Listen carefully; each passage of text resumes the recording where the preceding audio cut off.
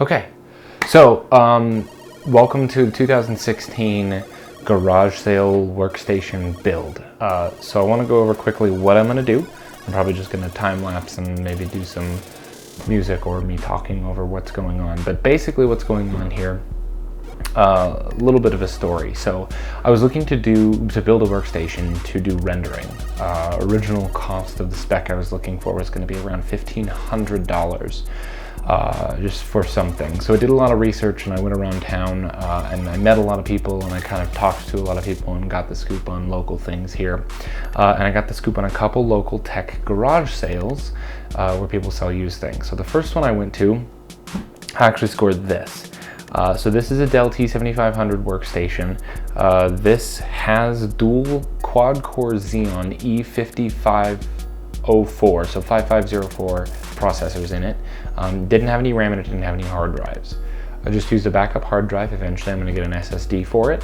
And it had a GTS 250 graphics card, which didn't work at the time and I didn't know. So when I plugged this in to test it, I booted it up, everything seemed to be working fine in the BIOS, and then the screen shut off. Computer seemed to be running fine, so there was no weird sounds coming from the tower, so it was a little weird. The graphics card was super hot, so what I ended up doing was getting some fans, strapping them to the graphics card to cool it off. That ended up working, but I was going to replace the graphics card anyway. So let me open this up and show what I have now for it.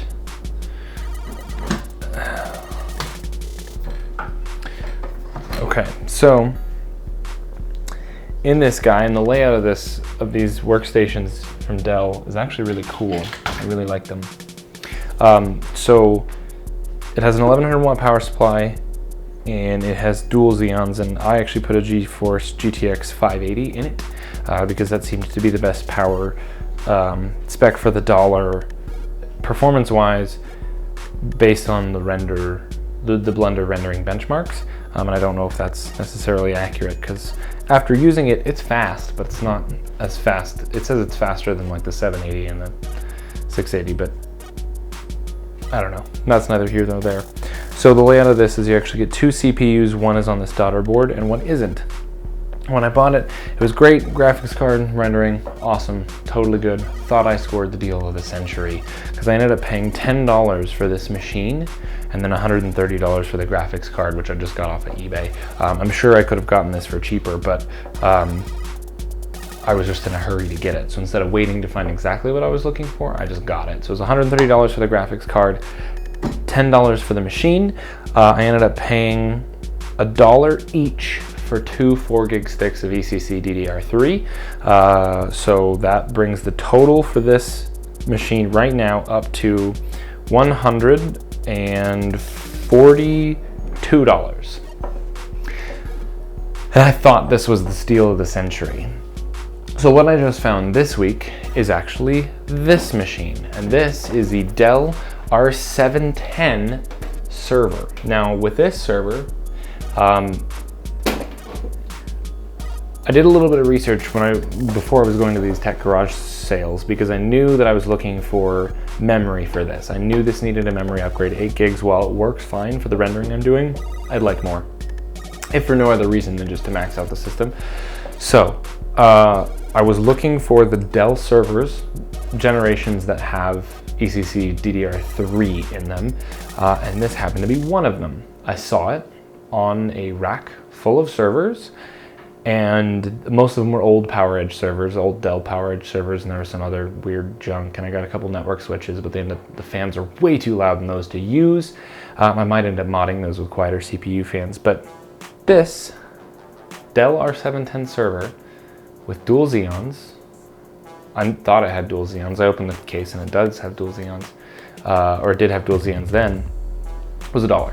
So inside of this $1 computer is dual hex-core X5660 Xeon processors, as well as 24 gigabytes of 1333 ECC DDR3. Now, like I said, I thought this was the score of the century. This was the absolute score of the century. The big problem with this is it's a server. I don't need any of this RAID nonsense for at least what I'm doing. I am going to build a FreeNAS box, but the FreeNAS boxes actually prefer direct communication with the drives from the motherboard, and I have a different system for that. So this was too loud. It was too power hungry. It draws too much power just idling from the wall, and I just doesn't fit my form factor. And I did a little bit of research. Turns out they're both the LGA 1156. Apologize if I got that wrong. LGA 1156 socket, and allegedly these processors can fit in here. So can this RAM. So that's what I'm going to go ahead and do today. I'm going to do that install, and we should be good. Now, like I said, I might kind of speed through this and do either music or voiceover with some things I learned from this build. As you're kind of watching me speed through it. But what I do have necessary tools, I did a lot of research on this. I watched a lot of CPU exchanges to make sure I don't screw this up, because even though this was cheap, and well, this whole server was $1 and the whole thing's going to total $143 minus the hard drive. What else am I missing? I think that's it. $143. To replace it is going to be a lot more. So I wanted to be super careful. So I've got some paper towels, some isopropyl alcohol to clean off the old thermal paste, and then just a tube of thermal paste to apply new stuff. So let's get cracking. Okay, so this is the Dell T7500 workstation. I really like the way this case is laid out. I mean, I don't really know much about case design, and anything I'm doing in this video is probably not best practice, because I'm probably just doing it off of a few hours of research. But that being said, I'll kind of go through the teardown of this case and how it works. So when I first saw this, I wasn't really sure what was going on here, but I knew that there were RAM slots here. So this is what's called the daughter board, and if you lift this up here, this whole piece slides out. I'll release this Molex connector here.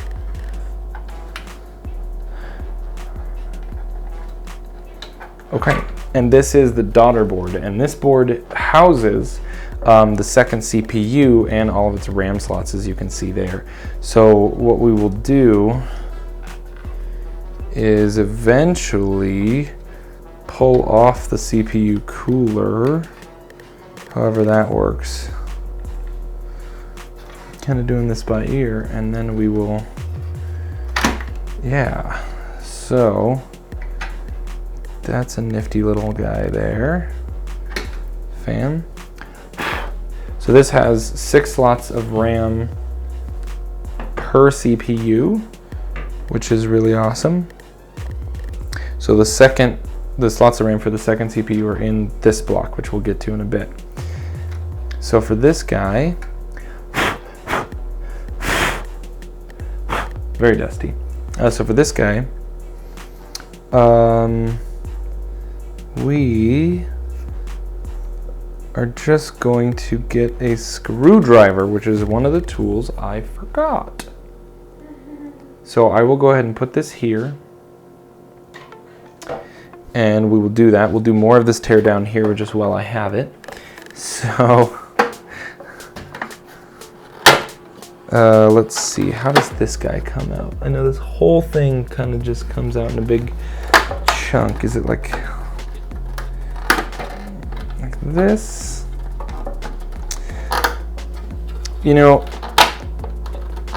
Dell was one of the first computers I owned was a Dell. I guess I didn't own it. It was my parents' computer, but all in all, I'm super impressed with the caliber of their workstation, their server grade gear, and their enterprise grade gear, because I'm going to actually build my NAS into a used Dell Precision 980, Precision 980, and do that. So this shroud here basically just directs the air around the CPU cooler, and I think CPU coolers as well as over the top of this RAM. This fan here, let's see if I can find a good way to set this down. This fan here is a 140 millimeter fan, it looks like. It's a big one. It's good. Good. And here is my CPU cooler. Now, Make sure to tuck these cables out of the way. All right. Now the daughter board connects to this system on these two large connectors, and I've never seen them before. They either might be proprietary or might be something that more people will know about, but they're actually just really big block connectors with the male ends on this side, which is cool.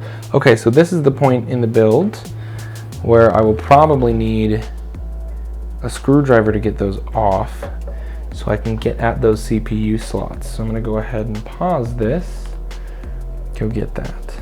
Okay, so we're back. So I've got the screwdriver. I'm gonna take off. What am I gonna attack first? Let's go for this daughter board first. Now, what I'm gonna do is gingerly, I'm gonna see what we're attached to. Oh, I see.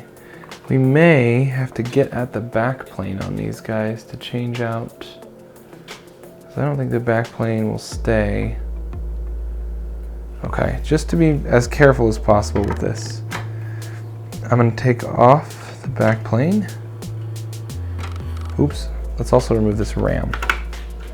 So this RAM, the original 8 gigabytes of ECC DDR3, is going to go into the server, and I'm gonna try and resell it. Because like I said, I don't really have a use for it. So someone else out there does.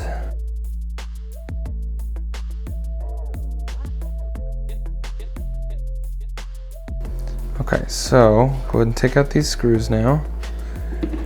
Again, be very ginger with this, because being that this is something I've never done before,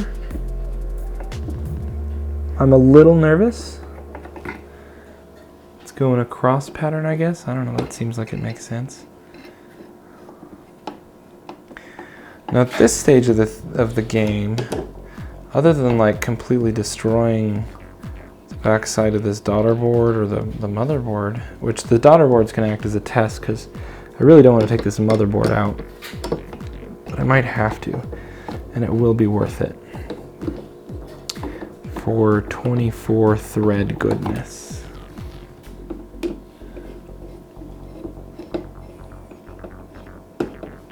Okay. Okay, I think we're off. Excellent. Did that backplane come off? No. No, it did not. Yeah, the backplane is attached here. That is good news. That's going to be very easy to change out.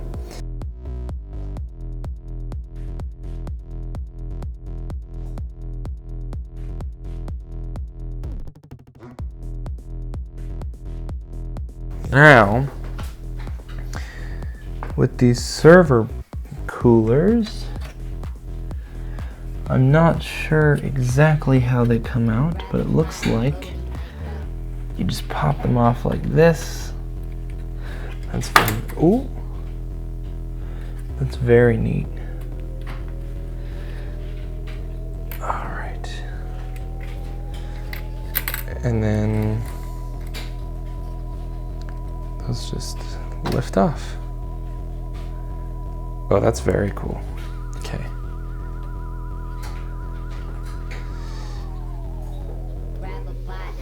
Oh, something there. You watching this? Yeah, you are. Good. Okay. It's a little tight in here. I suppose to make everything easier, I could just take this out. It's another really cool part of these servers. Everything's so modular. And talk about cable management. I mean, there's no cables. It's the easiest thing in the world. Part of me wishes all systems were built like this. But part of me is really glad that I can do this and get to the juicy goodness down under. Okay, so now we need to clean these off. So So I'm gonna get some isopropyl alcohol. Now, the little bit of research I did was saying that the best isopropyl alcohol to use is 91%, or rather the highest percentage concentration you can find. I could only find 70%, but they said that it should be fine.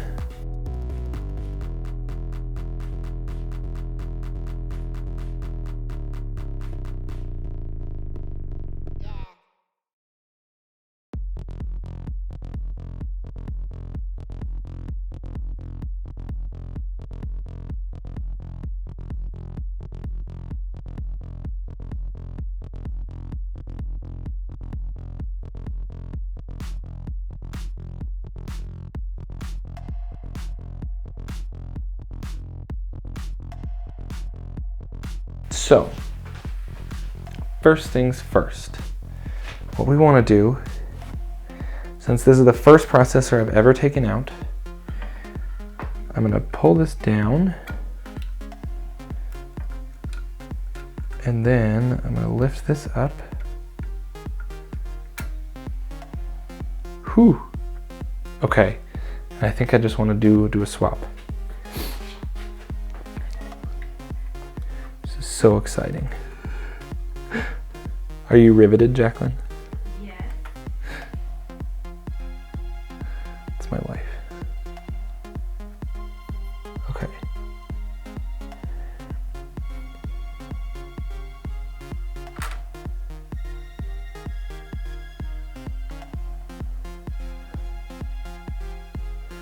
Wow. That's heavier than I thought it would be. Ooh, okay. All right. So, same socket. They really are identical. Now I know we're looking for the arrow, is that right?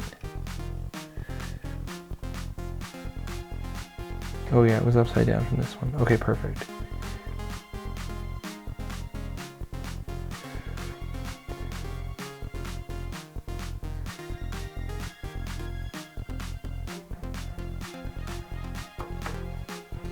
Okay, set it straight down, apply no pressure. That's the rule. Now I don't remember which way this was oriented. Oh, it's really easy to see those little tabs actually, I see. There's little tabs on either side of the processor. Okay, so that's good. So now, we'll go ahead and close this.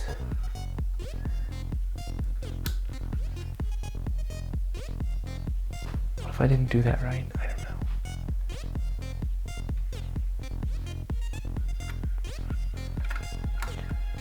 Oh, I see. That does jiggle a little. Okay, that's okay. All right. Probably reckless. Hashtag probably reckless. Okay. Okay.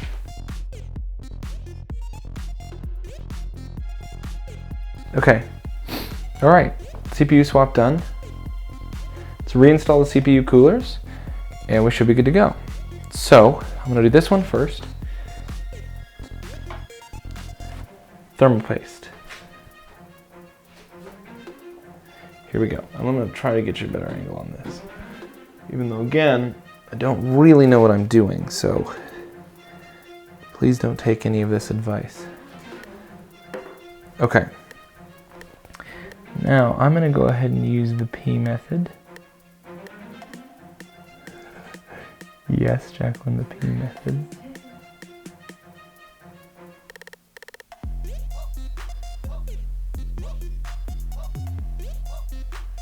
Okay. Now, let's take this guy.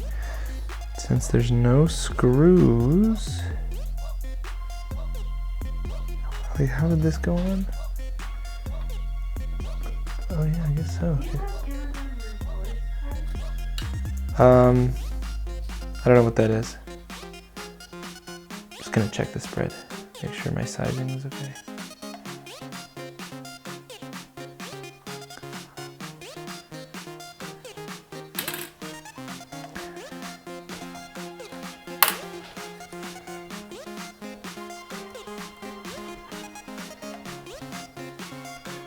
I really like that toolless heatsink installation. It's really cool. Although in order to make that work, I'm sure it has something to do with the incredibly loud fan array that sits in front of this.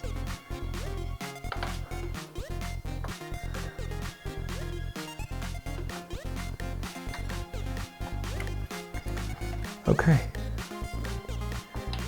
So those are seated. That was easy.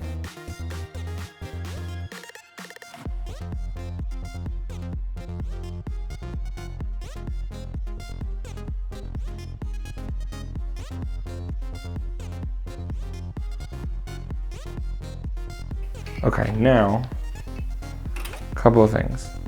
Pretty sure, in retrospect, I used way too much thermal paste. Pretty sure that happened. But it wasn't an overwhelming, like I didn't squeeze the whole tube on there. I mean, you can't see any like poking out the sides or anything, so that should be fine. Oh, the other thing I was gonna do is switch out the range.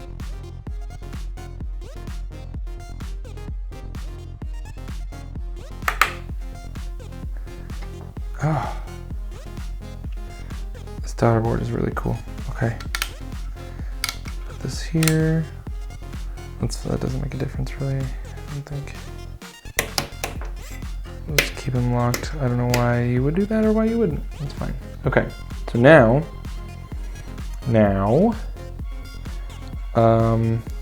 what goes next?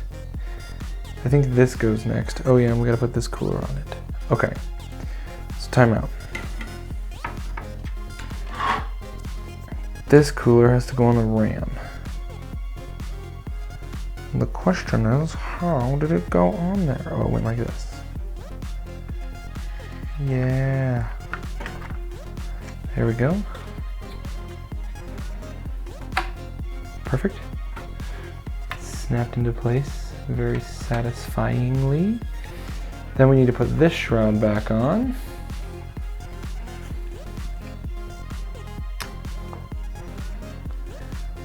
Okay, that's right, and this clipped on here. Did this clip on down there, or did it just rest on the motherboard? That seems kind of reckless. But, whatever, Dell.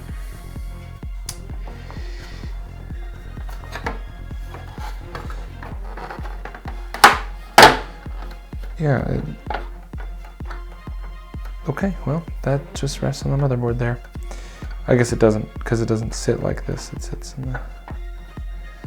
Oh, maybe it actually is supported by this. Let's find out. This goes in here.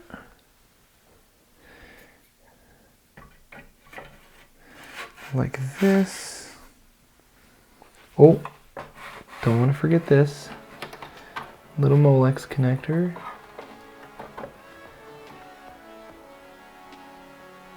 Wait a minute, what am I doing wrong? Oh, you know what? That went this way. That's why. Went inside of here. Hold on. Hold on. There we go. Oh, I wonder if that's an extra 8-pin power. I was wondering why this thing was 1100 watt power supply that only had... This power supply only has one 3-pin and one 4-pin connector.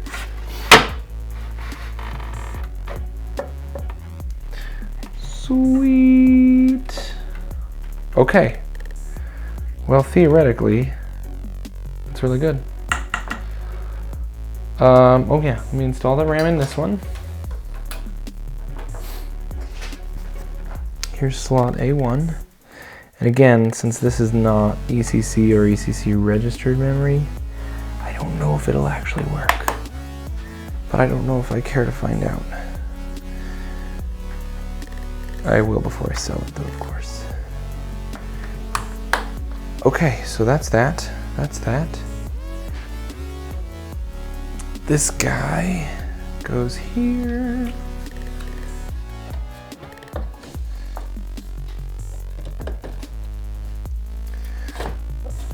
Again, I really do like almost everything about the server, except most everything about the server. Love the way that it's built. It doesn't have a PCIe 16X.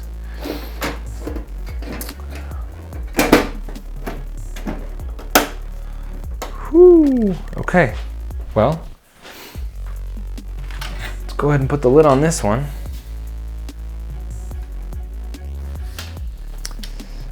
Oh yeah, this way. Here we go.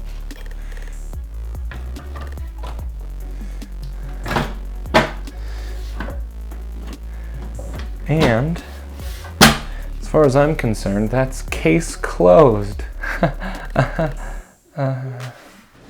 Okay, we are in my horribly messy mess of a studio. And here's the new workstation. Let's go ahead and take a look, see what we get. Here we go.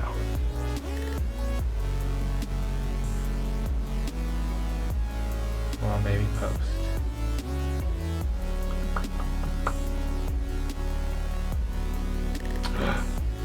It's there. Well, I'm getting the boot options, but I do want to get in the BIOS. Memory failure detected DIMM 2.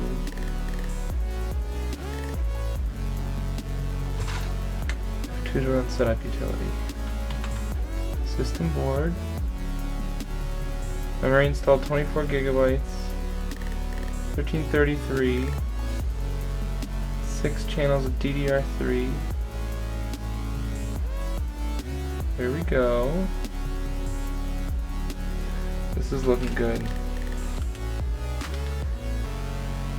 DIMM 2 memory failure. We'll have to look into that. Hopefully I'll just need to reseat that or something. 2.8 gigahertz. Hexed. 6 core processors. Okay. Alright, so it works. There she is. I had to reseat one of my RAM modules. That's it. No more error codes. All 12 cores. I had to enable hyperthreading as well. But now, as you'll see, if I hit render, oh my goodness, 24 threads rendering at unbelievable speeds. Ooh, that's remarkable. So now I have quite the processing powerhouse, and I couldn't be more excited. Especially since it cost me $143, not counting the components from it I'm going to sell. Oh, by the way, if you want to see, this is the graphics card that was in it, with the broken twin Frozer fans that I then just strapped CPU fans to. So that's that. Cool. Well, hey, thanks for watching. I hope this wasn't too boring or weird, and I hope I release this video. If I do, you'll be watching it. If not, I'm the only one who will ever see this. Anyway, there you go. A very, very quick render on my brand new render machine. Oh, couldn't be happier. See you later.